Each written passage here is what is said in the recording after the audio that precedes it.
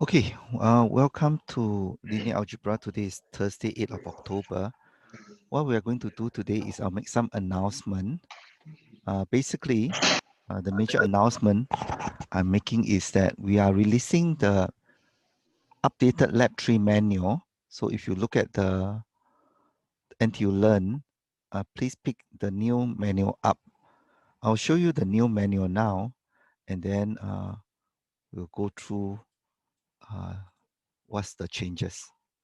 Basically, in this lab manual, which will affect all of you from next week onwards, is this. First is go through the objective and the expectations. The new part is in this page where we're going to ask you to initialize your results dictionary in your Python notebook. So what's going to happen is this. In this lab manual, basically we are going to ask you to do some codes. And additionally, we are going to ask you to create a data structure which will keep your name and your results. And then when you have kept them, you can save it in your Jupyter notebook and as a DB file in which later on, a DIL file in which later on we can pick it up. And then we would write a script to score your results. So what happened is that if you follow the instruction carefully, uh, your results will be stored as a data type very similar to like a dictionary. If you can see my screen, yep, such as this. And then because we are explicitly asking you to fix the key, and therefore we can now check the value. That's the basic idea. So what we need you to do is to go through the instructions and then do the task in section 4. There are 3 questions, question 1, 2, 3 in section 4, and you do all of them. And then you would basically prepare a Jupyter notebook with these 3 questions done, and then come to the lab. So if you'll be wondering what are you going to do in the lab if you have already finished these 3 questions, the idea is this. We will be basically giving you a new set of questions very similar to the old sets. We can change some numbers and maybe modify a small bit of what's going to happen in the tutorial. And with this already prepared, you'll be able to answer the questions in the quiz very quickly within the 2 hours. If not, you are not going to be able to do these 3 questions within 2 hours. Okay, so I repeat, please attempt this lab, finish a Jupyter notebook for these 3 questions before coming to the lab. And then during the lab itself, the TA will give you more instructions on how to prepare for this dictionary. So I'll now pass the time to Andrew. Andrew is a PhD student who's a TA for this part 2 of the course. Okay, so Andrew, can you? So I've stopped sharing the screen now. Okay. You can hear me, right? Yep. Okay. Hi, everyone. My name is Andrew. I'm a PhD student in deep learning under Eng Siong. My email is over here. So if you have any question about the lab, you can just drop me an email. Okay. So like Prof already said, before coming to the lab, make sure you have done your lab manual. The second thing to do is also make sure that you have set up your Python environment. So I believe you should have already done this in the first part. So the only 2 extra things that we need you to do is to install 2 new libraries. So the first library that we need you to install is DIL. So what DIL does is that it converts your data structure or your variable to binary. So once we convert it to binary, you all can just send it to us and then we can just mark it to you. The second thing that we need you to download is Pandas. So Pandas is a very popular library for manipulating tabular data. So sort of like your Excel, but in Python. So pandas is a very powerful library that can do a lot of things. So most likely, if you have not worked with it already, in the future you will work with it. So the command to install these two libraries are over here. So you can either use your Anaconda or your default Python, but we recommend using Anaconda. So conda install pandas equal 1.1.1 and there equal 0.3.2. So in your Jupyter notebook, once you have installed, you can just double check that everything is okay by running this command. So you import and then you check the version. Okay, so we are assuming that you have already done your lab manual before you come to the quiz. So once you reach the lab, you'll be given two files.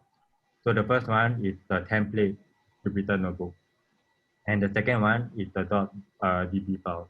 So this DB file contains all your variables for your lab. So don't touch it or change anything in it. If not, your values will be different, and most likely your answers will change also. Okay, so this is a very short run through of what the Jupyter notebook will look like. So you receive these two files, so the template and the DB file. So put them in the same folder. And then inside the file, you have actually already like a skeleton, a code skeleton for you to put your answers. So all loading, submitting code is provided. The only thing you need to do is to code in your working and then change your answer. Okay, so I already mentioned this, there will load all your variables. So in the question, you will show your number. And then you double check your version. And then the first thing to do is you have to initialize your result dictionary. So this is very important because, I mean, if you don't change your metric number and your name, then obviously your mark will be given to the wrong person. Your quiz version is actually your lab group. So it's FF123 or 5. Okay, so for example, this is a mock question. So let's say you have a metric A1 underscore DF. So when you run the cell, this should come out. This is assuming that you have loaded your DB file correctly. So if you don't load this, then nothing will come out here. There will be an error. So after that, the question will ask you to do something with a matrix. So for example, they ask you to create a matrix which is the same. So you just put in your code. So your answer is A1, and then you just attach the answer to the dictionary key. So this dictionary key, 1A, will be provided in the question. So don't change the dictionary key, follow it exactly. It's case sensitive, so like don't accidentally put A, capital A. Yeah, so it's quite idiot proof, I think. So make sure you just don't change anything unnecessarily. The second thing, for example, if they ask you to create a function, so create a function called check event. So you have to create your function and then do the same thing. Attach it to the dictionary key. So don't put a bracket behind because if you put a bracket behind, you are like calling the function. So just make sure it looks like this. So these examples will be in the lab quiz itself. So don't worry if you forget. You can always refer back to the example question, which look like this. So all the formatting and standardization will follow this. So you have MCQ, you just follow 1, 2, 3. Then you just attach the answer to the MCQ. If they ask you to report the index, to give the answer as the index, so the smallest two values will be 1 and 2. So Python indexing starts from 0. So this will be 0, then 1 will be 1, 2 will be 2. So you report the answer like this. So if any question, just send me an email. I'll be happy to answer your question. Okay, so after finishing all your questions, we also provided a sanity check. So this is to ensure that all your necessary variables and keys are there in your result dictionary. So basically all you need to do is to run through the code, to run all the blocks, and then make sure that it follows the instructions. So the first thing to do is to check your result. So if you put in your result dictionary, all these numbers will come out. Your function will look like this. And then you just look through them to make sure that this is what you want to submit to us. The second thing is to print the number of dictionary keys. So we have 14 keys from all the questions, so it's correct.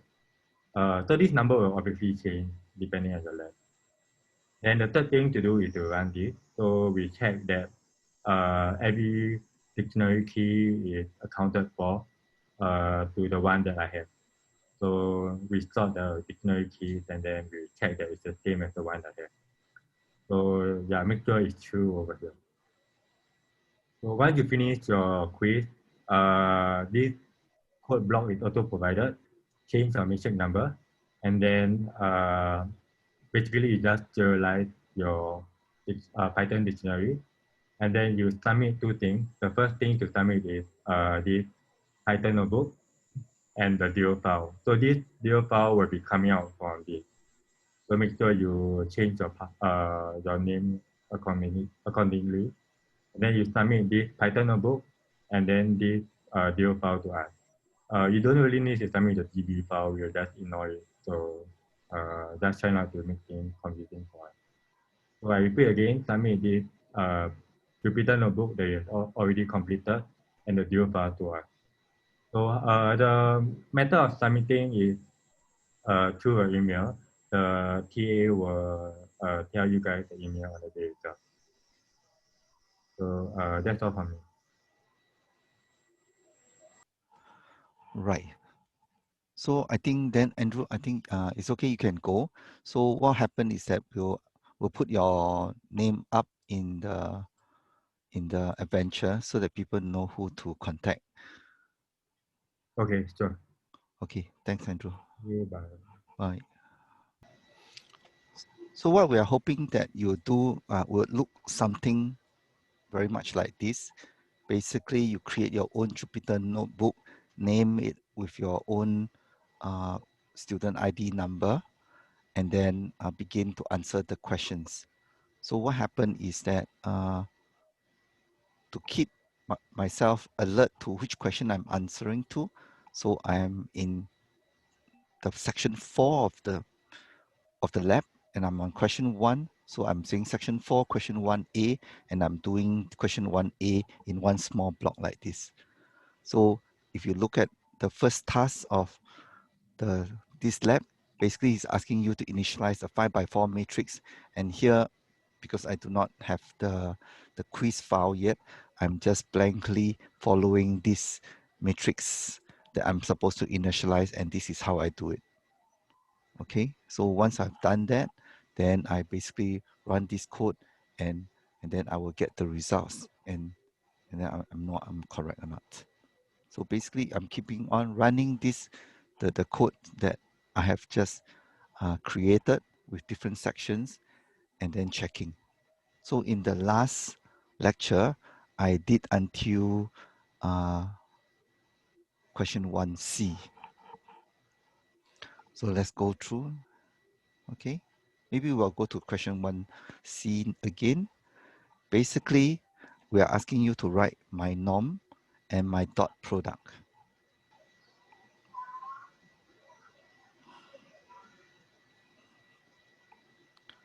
So the equation that we are interested in is this, the equation to find the length of a vector. And by Pythagoras theorem, you know that the length is nothing but v1 square plus v2 square square root.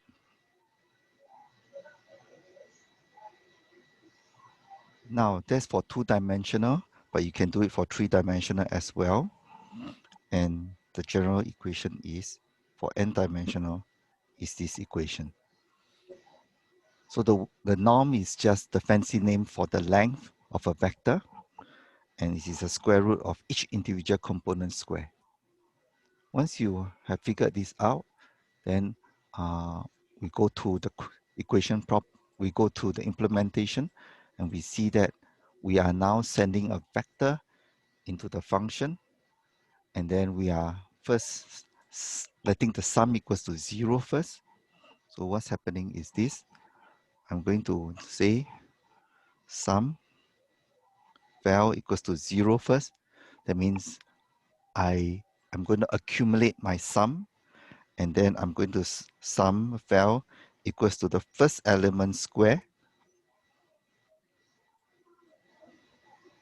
So it's the 0 plus the first element square.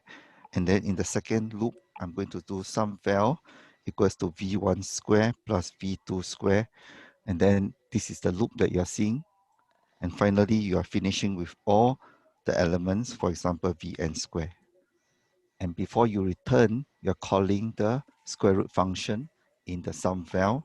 So basically, you're returning sum val. And this guy is being returned. Okay, that's the idea. So once you have figured out, this is what we are trying to ask you to do, you realize that it is always the same. First, understand the equation, then do the implementation in Python. So once we have done my norm, then we are going to ask you to do my dot product.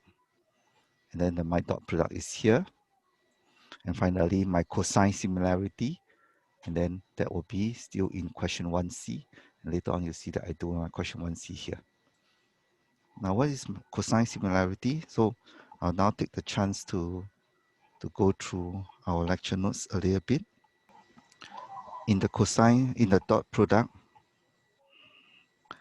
the dot product is defined as a vector dotting with another vector. So the dot operation has no meaning until we say what it is in the right hand side, and it is nothing but the norm. The norm means the length of the vector multiplying by the length of the other vector multiplying by cosine of the angle between the two vectors. Now, the other thing which you must remember is that the angle is only defined between 0 to pi. So what happened is that this is an acute angle. This is an obtuse angle greater than 90 degrees. And at 180 degrees, we are still finding the angle anti-clockwise. But when the angle is greater than 180, please don't do it this way, because then you will be finding an angle that is greater than 180 degrees. Instead, choose the angle between them to be less than 180. So you're actually going from this point anti-clockwise to B. Okay. Now, once you have figured that out, then you can find u dot v with the appropriate cosine theta. Now,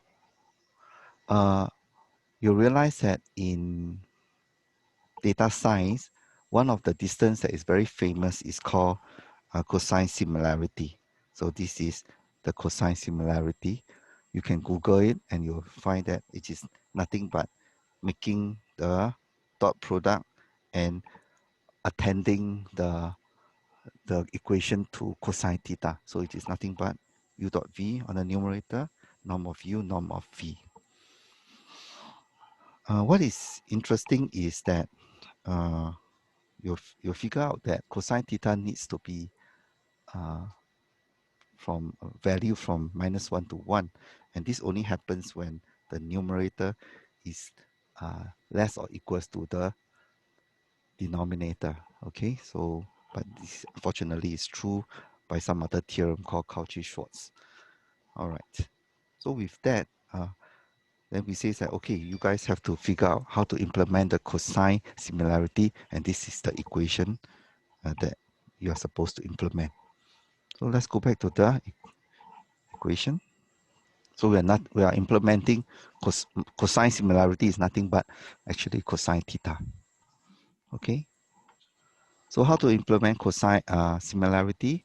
Remember the numerator is a dot product. Numerator is x dot y, and the denominator is norm of x multiplied by norm of y.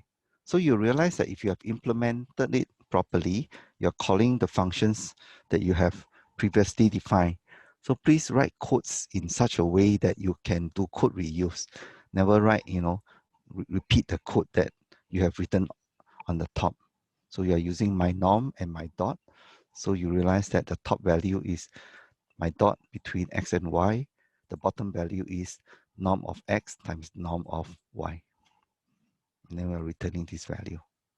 So you can see that question 1, A, B, C, D is all being done here. Of course, for sanity check, I always test my own values to make sure that it is correct first. Okay, just find some simple values and very small vectors, and then you can calculate by hand, and then you can see whether your answer is right. What we also ask you to do is, we ask you to check your implementations against NumPy. Okay, you realize that all these dot product, norm have already been implemented. Okay, so let's go and see them. So you will realize that NumPy has already implemented norm as well as dot. Okay, so go and test it out, and then the idea is that you're comparing my dot against NumPy's dot, my norm against NumPy norm, and you should be getting the same value. So that is one A, B, C, D. Now maybe now I'm going to do one E, which is we are saying that we get the matrix on top, which is a 5 by 4 matrix, and then we are going to normalize it. Where's my normalize? 1E. We're going to normalize what? We're going to normalize each row. Okay, so this is my code to normalize each row. So you guys can check it out. I send a placeholder matrix called B. I get the dimension of B. NRNCs are typical values called number of row, number of columns. And then what you'll do is that you then do this. Okay, I have a question now. Vinay asks, can we use numpy dot and other functions? All right, if we allow you to, yes, you can. But if we are going to check your implementation, then we'll ask you to write your own my dot and my norm. And then that's why we are asking you to save your function, and then later when we can check the values.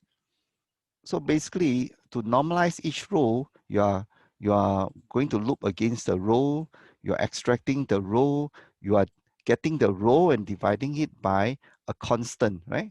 Which is the norm of that row. So it's row X divided by my norm row X. And then you're putting it back to somewhere where you want to store. So I call it B normalized, and then the whole function is done. So again, for sanity check, I create a very simple matrix 2 by 3 called C. I pump it into my normalized matrix and I check it out. Okay, so then the answer is here. I calculate by hand and it looks correct. And therefore now I can do it for my normalizing of the A1 matrix.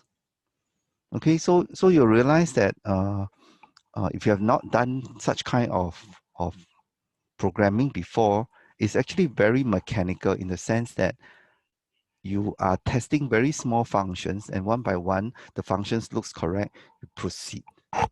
Okay, so you'll never write like, 100 or 200 lines of code and then test it. You realize that I'm writing very small blocks of code, less than 10 to 20 lines long. And then once I am comfortable with it, I'll move on.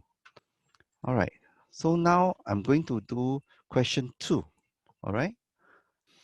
In question 2, first I'm given two matrices, A and B, with these values. So again, to play with this, I will create my matrices A and B. So this is by brute force. I just initialize it as 0 matrix first, and each of these row I then type it in. So the question now is, which matrix column form an orthogonal set? You have to look at the slide. 6.2.3. So what is an orthogonal set? The idea of an orthogonal set is this. You have a set of vectors. So for example, you have three vectors, u1, u2, and u3. And each of these vector ui is R3, a vector with three elements. Now remember, R is real, so each of these entries in the vector is a real number. Okay. Now we want to figure out whether they are orthogonal. The word orthogonal means if a vector is orthogonal to another vector, so let's call this u1 and u2, then theta is equals to 90 degrees for u1 to be orthogonal to u2. So sometimes you see me writing this symbol, this funny little symbol that looks like, so this is actually like a T junction, and this is the right angle. Okay, so in some book they just simply write as a T to say that it is perpendicular. The word orthogonal in English also means it is perpendicular. Perpendicular means it is 90 degrees. So when a vector u1 dot u2 is orthogonal, what does it mean? It means that the theta between them is 90 degrees.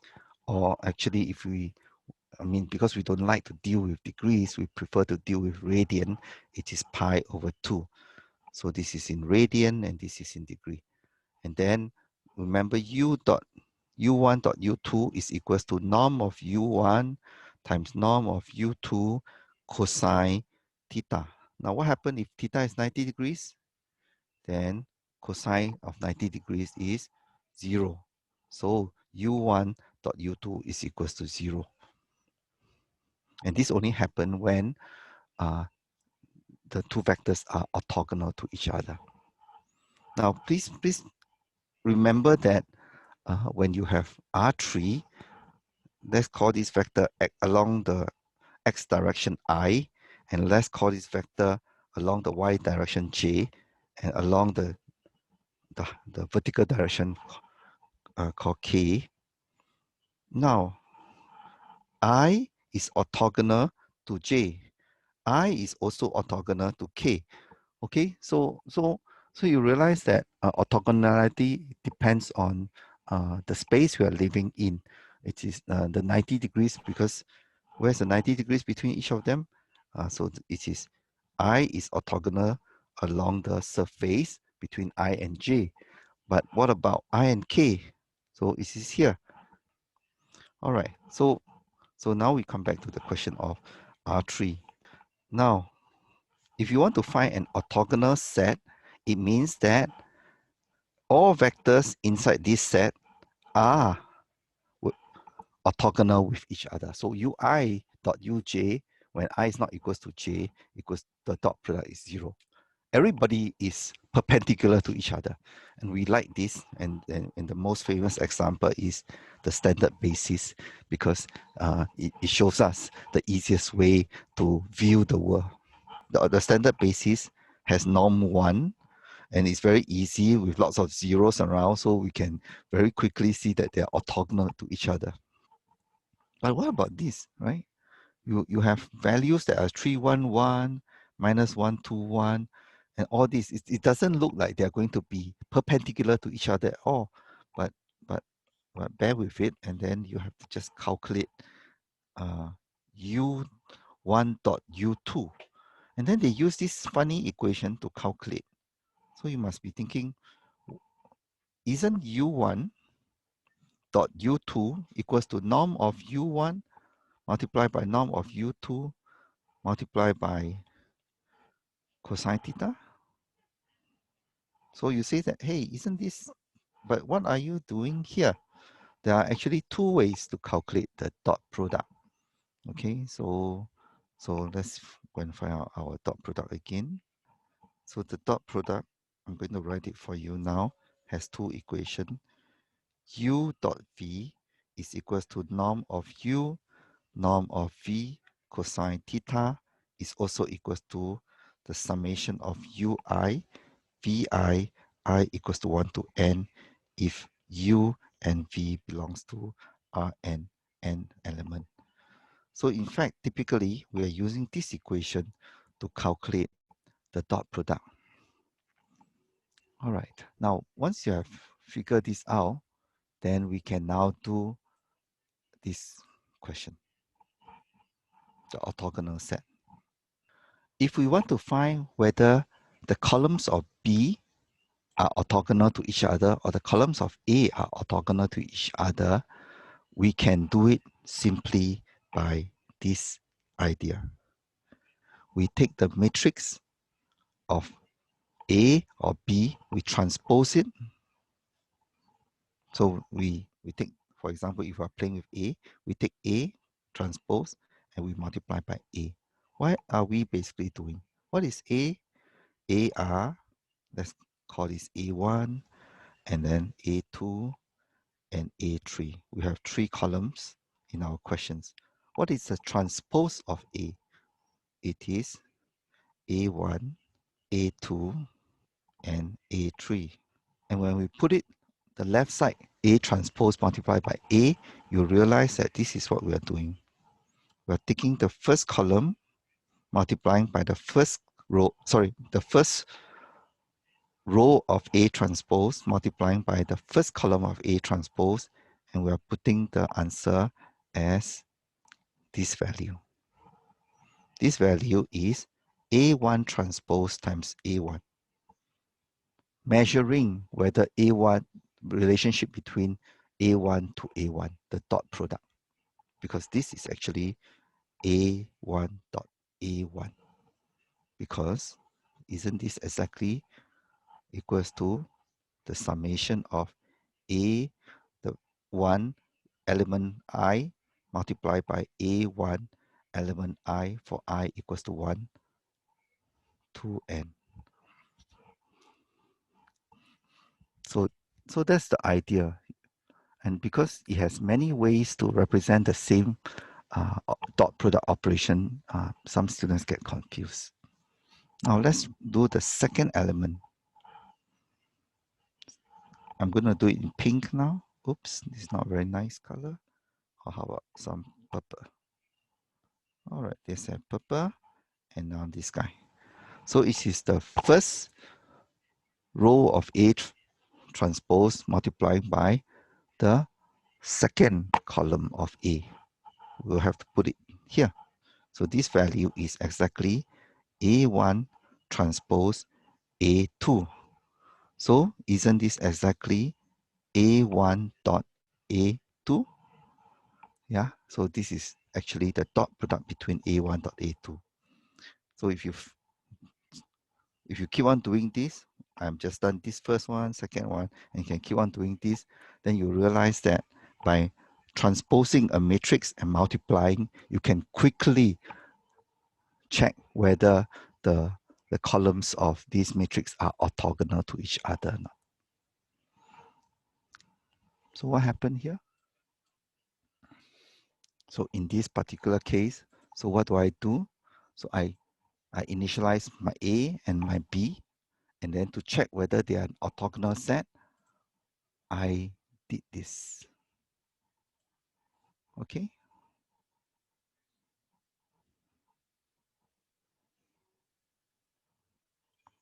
Where is it?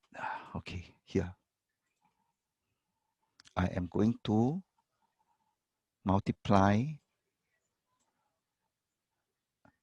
B transpose with B, A transpose multiplying by A. So you realize this very funny symbol called the add symbol. This add symbol is the Python way to multiply a matrix with another matrix. So please don't use multiply here, the times. If you do it this way, then it is wrong. So it is this symbol. So to figure this out, then I want you to try this. First, initialize a vector 3 by 1, and then you have a matrix B, which is on top, which is a 3 by 3. So I show you 3 different ways to multiply B multiplied by X. So you can use mat multiply B, the ampersand X, which is actually nothing but b multiplying by x in the matrix form, or b dot x, and the answer is all the same. So you realize that Python did multiplications in 3 ways. So that is why you might be confused. So if you understand this, as well as what we are trying to do in the first part of the second question, we are checking whether A and B have orthogonal columns. Okay, so to answer this question, please go through the slides in orthogonal sets, and then you'll be able to answer this uh, lab in this lab. Okay, right. So Tai An asks, for quiz 3 and 4, is there MCQ or open-ended? All right, there'll be some MCQ. What happened is that it'll be like an exam question. So in an exam question, we'll give you questions that have a few parts, and then you just answer these few parts.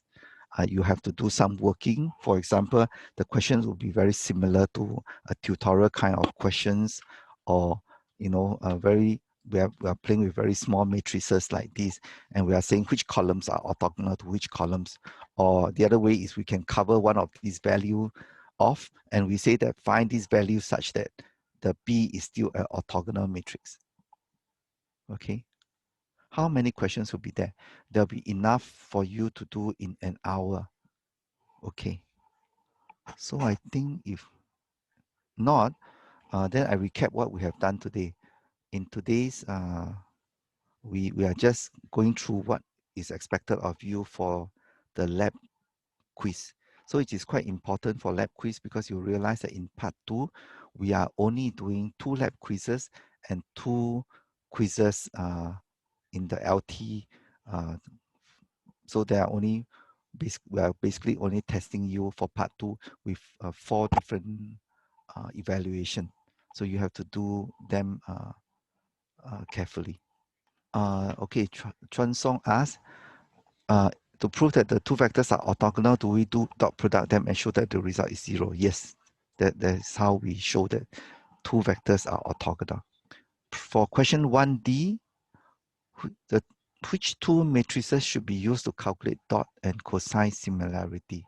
If you follow this lab manual, the first matrix is called A1, and then later on you realize that the first matrix is called raw A1, which has 5 rows and 4 columns. Then later on, I'm going to ask you to remove 1 column. So A1 is 5 rows and 3 columns. So 1D is on 5 rows and 3 columns. Later on, I'm going to ask you to normalize. So this is again 5 rows and 3 columns. Okay. Now, please be careful. Here, each row is 1 person. So you are actually dot producting this row's value or with another row's value to find the cosine similarity. Okay, you're not using columns. Okay. Any more questions, guys? All right. If none, what I'll do is that I'll edit the videos and I'll put it up. Then I'll see you guys next week, Monday. Thank you very much.